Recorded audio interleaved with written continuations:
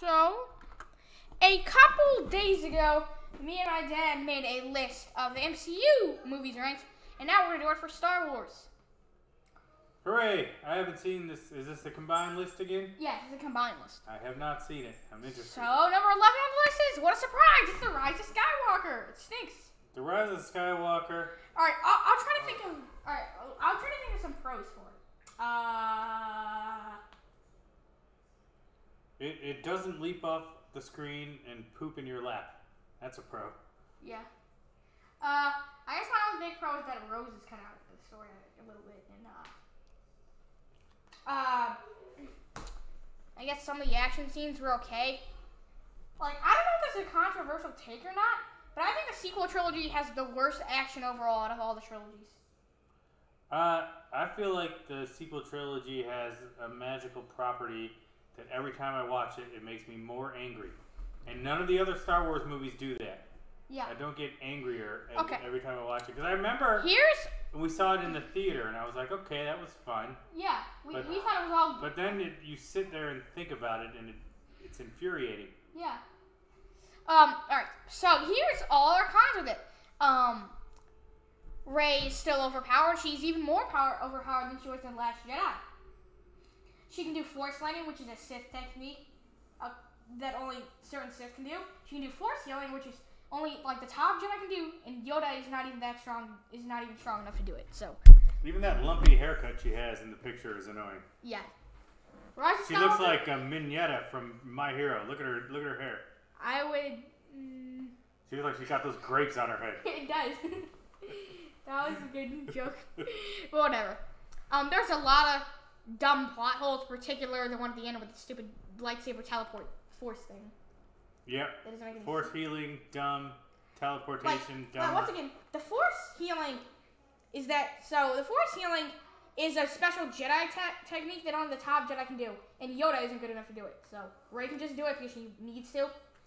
It's also a dumb that I don't think we talked about before.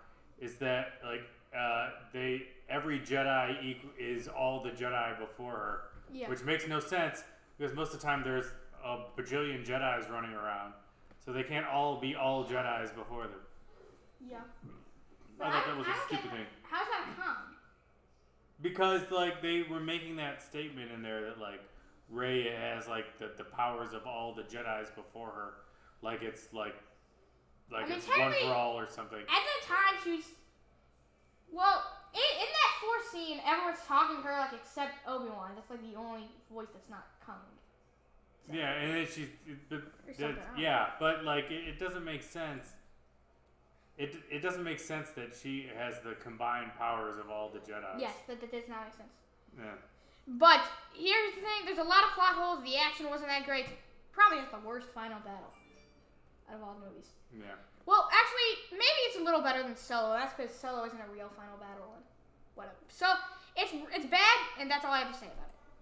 Number 10 is The Last Jedi, which are movies that are slightly better now. I still would say they're bad. And sometimes sequel fans about the sequel trilogy will say, they don't work together as a trilogy, but they're good standalone movies. And I would say, no. That's not the function of a movie in a trilogy. Yeah. They say they don't work together as a trilogy, but they're good standalone movies. They don't work together as a trilogy, and they're both not good standalone movies. I've been thinking about this originally, and like I would be able to forgive all the irritating things about The Last Jedi if they just made Luke Skywalker come out in the end and stand in front of those AT-ATs and do amazing, awesome stuff. Yeah. Instead of being like a projection. Like if he was... Everyone just wanted to see Luke Skywalker being super tough. That's all we wanted out of Last Jedi. Yeah. And instead they killed him. Yeah, it doesn't make any sense to me how he died from doing that. Like, I get it's supposed to be he used all his Force powers, but not still. That's all we all wanted. Everybody that grew up with Star Wars like me, we just wanted to see... Because we only got to see Luke Skywalker beginning. We wanted to see how awesome he became. And instead they made him nothing. Also, for some reason, they didn't let him use his green lightsaber. They made him use the blue one instead, and that's just kind of weird. But that's why the Mandalorian fixed everything, because like the end of Mandalorian, he was like mega amazing powerful, and everybody loved it, which is more poop. That's all we wanted, is an awesome Luke Skywalker, and they completely blew it. What a jerk. Yeah, you've said that before too, because like what they're just trying to be like pull tricks.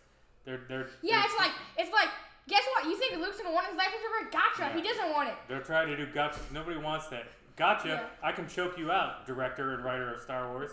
Yeah. Gotcha. I know how to do that. Okay. I bet you didn't know that. Ooh. Newsflash, I have a baseball bat, and I'll hit you in the back of the head with it. Gotcha. Alright, that's idiots. Alright, let's move on. See, I'm even thinking about that now. Now I'm mad. Yeah.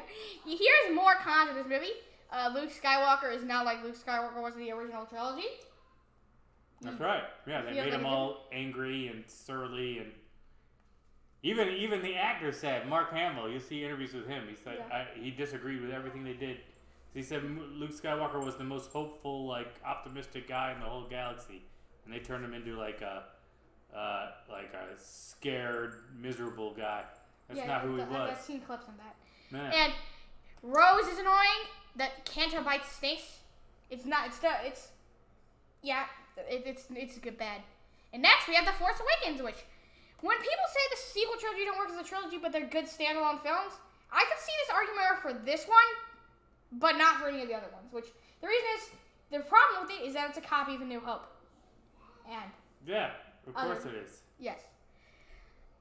And there's not a lot of other stuff that I found. Like once again, like The Last Jedi in this, I can't think of any big pros. I think if people weren't so excited that there was another Star Wars again, more people would have disliked this movie instantly. Because when this movie came out, everyone thought it was one of the best Star Wars movies. And then after 4 months, people realized it's a copy of A New Hope. And it's like, okay, yeah, this kind of stinks. And again, like, why kill Han Solo?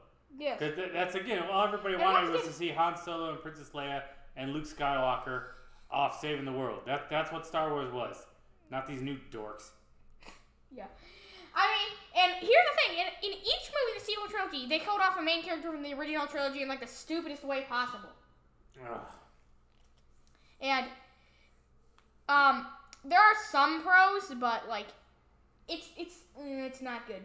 It's not good. No, it stinks. Yeah.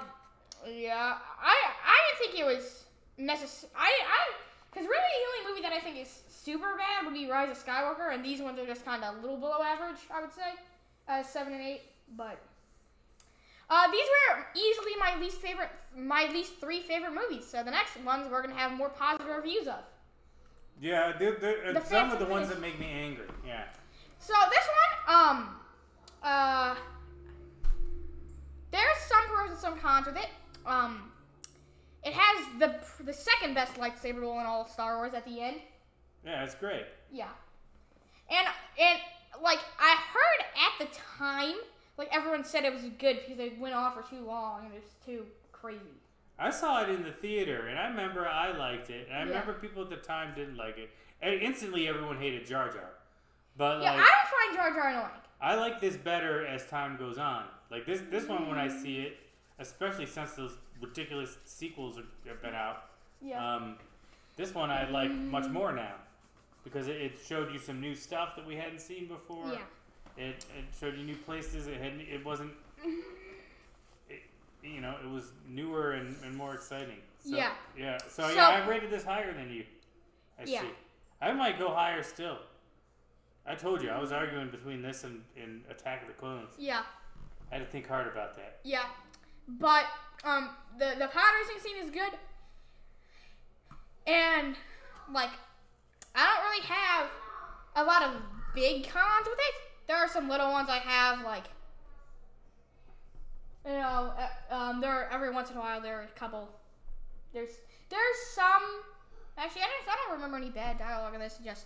It's just most of the stuff I think is okay. Well, the thing with those prequels is, like, he wrote it, the dialogue issues are that, like, there's never anything more than just, like, connect the dots to get from one scene to the next. So the dialogue's just kind of all very direct. There's not a lot of nuance. They just kind of say what they need to say to get the story out, and then it's the next scene, and that's the next little part of the story. But there's nothing, I don't feel like I explained that very well, but... Yeah. I just think a lot of the stuff is pretty average about it, so 8. All right, 8. 7, Solo. I actually like a lot more in this movie than I dislike. Yeah, I like Solo fine. We talked about the Han Solo guy. He had an impossible job. Yeah, like people, he didn't do terrible. I can say that. To me, this movie felt like a Firefly episode. You know, I like Firefly, so that made me feel good. I was able to. A lot of people got angry at it. Like I feel like the argument that it doesn't need to exist is correct. Yes. And the argument that it was cooler to not know about Han Solo's origins and just have him be kind of mysterious and a little bit bad and cool is better. He was kind of... Yeah, I could understand that, but... He was kind of a little, aw, shucks, gee willikers in this, which is... all that stuff is true, but I had a fun enough time watching it. Yeah, I actually liked more stuff than I disliked in this movie. There are still some bad things I could say about it if I thought long enough, but I haven't thought.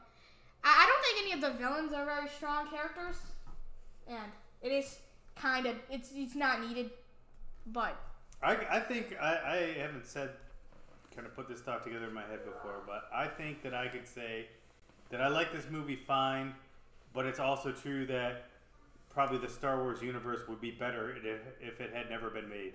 I would disagree. I mean, you could say that, because I buy wholeheartedly that none of that stuff. The story of Han Solo is better if we didn't know how he came to be Han Solo. Yeah, another thing a lot of people will say is that they want to see his Solo too, so this character he had more development because of the Darth Maul cameo.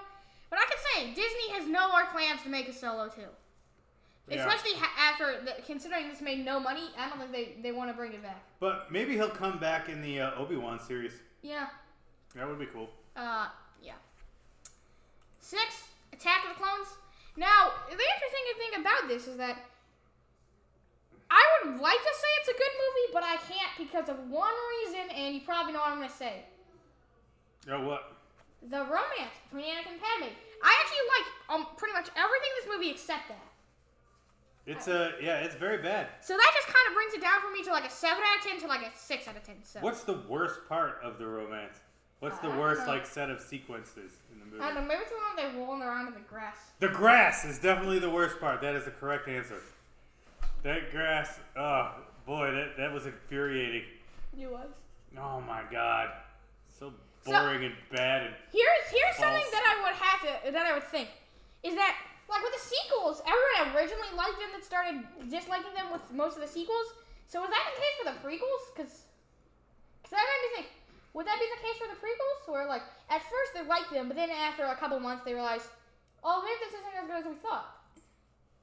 I don't think so. I don't remember. I mean, they did kind of do a lot worse on Rotten Tomatoes when they came out. So yeah, but even like I think the amount of time that that we had to wait for the prequels from the original Star Wars, I think that was less than the time from the prequels till Force Awakens. That's actually I haven't done that math. That's not true because it was Phantom Menace came out in 1999 and Return of the Jedi came out in 1983, so that's 16 years, and Revenge of the Sith came out in 2005 and Force Awakens came out in 2015. Oh. So technically it was less. Wow, yeah, I guess it was 2005, really. Yeah. Time flies. All right. So now we're going to get to the movies that we actually like. So you probably won't hear that many times. I think it's underrated that Obi-Wan in the prequels, I don't think anybody has anything bad to say about him. Yeah. Like, when they'll talk about the prequels, I think he did a great job. Yeah, and you can say that Hayden Christensen did a bad job. I would disagree with that. I would say he did fine. He kind of talks like a baby. I mean, the problem is he was given bad dialogue, so... But he was, and then he did a bad job with his bad dialogue. Yeah, that's the problem. I would say that. So now we're into the movies we actually like, starting with Rogue One. No, go back one more. I have one more point to bring up. Oh, hold on. How do I don't really know how to do that. You see the era. Okay. What's your other point to bring up? Is Padme more irritating to you in the prequels or in the Thor movies? Well, I'd say the Thor movies. Yeah? Okay. I just wanted to say. Go on. Yeah. Jane Foster is probably the worst MCU character. And now she's going to be the new Thor. Yep. I really don't like that idea of bringing back Jane Foster as a Thor. Yeah. But whatever. So, this is the same thing as Force Awakens, where when it came out, everyone liked it, and then after 4 months, everyone kind of started hating it, and I still don't understand it. Everyone is stupid. This movie's great. Yeah. I don't know what else you could have do. There was like there was one line of dialogue from the original Star Wars, and they turned it into a whole movie, and I loved it. Yeah. And now another thing that people can say about this is that it's not necessarily needed, which. That was the point. It was needed because we wanted to see more Star Wars. Yeah. The people wanted more Star Wars. And another thing people have is as not memorable characters and not developed enough characters, which I would disagree with that because they're not going to be developed enough as original trilogy characters when they have the original trilogy. They have 6.5 hours. Yeah, I think that's a stupid These characters argument. They have 2 hours. They're not going to be able to develop them as much as the original trilogy characters. That's a stupid argument. And I would also say I would agree with the fact that you saying the side characters stink. Like Jin and Cassidy and all the other characters on the poster aren't that great in my opinion. I would say that. But. The bad guy is awesome. Yeah. The robot's awesome. I don't know if I would say that about the robot. The robot is awesome.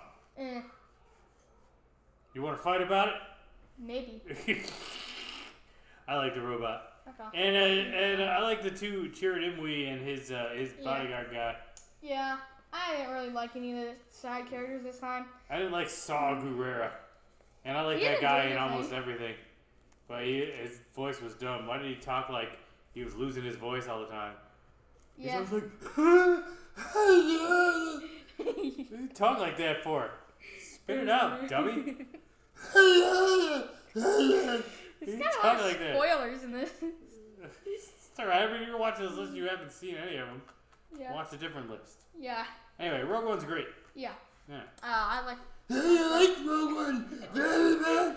You should stop talking like that. For A New Hope or just Star Wars for the people that really would get mad at me for saying A New Hope. But, yeah, I mean... Yeah. You can make even if the other ones are better, you can make the same argument for this that you make about, like, Iron Man 1. Yeah. Like, it's unbelievably important. Yeah. And it's good, too. I mean, it's not just important, it's also good. Yeah. And, so, you know, they did flashier things ever, but it is a giant piece of movie history. It's amazing. Yes. No. But the poster is dumb. The poster has always been dumb because nothing like that ever happens. Like, the poster looks so cool, but what? Like, this never... Like, Lucas even really... It looks like a sword and sorcery dragon fantasy poster. Yeah.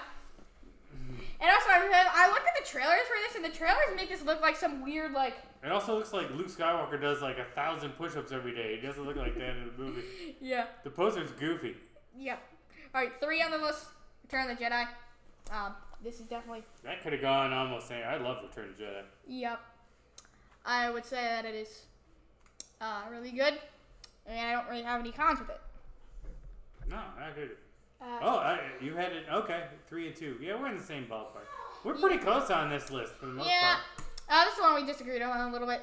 For me, Revenge of the Sith is the best one, because it has, I would say it has the best soundtrack and the best action, and... It definitely has the best lightsaber fights, no question. Yeah. It's, and the opening space fight is pretty awesome. Yeah. Yeah, it's good. You could have... It's good. It's undeniably good. Yeah. I can't even think of any cons of it. Just, I don't know. It was hard to, like... The thing that makes me... No, not the thing. Something I don't like about it, it was way too easy to convince Anakin to kill all the little kid Jedi. Like, it took nothing to convince him to go, like, full bad. Well, I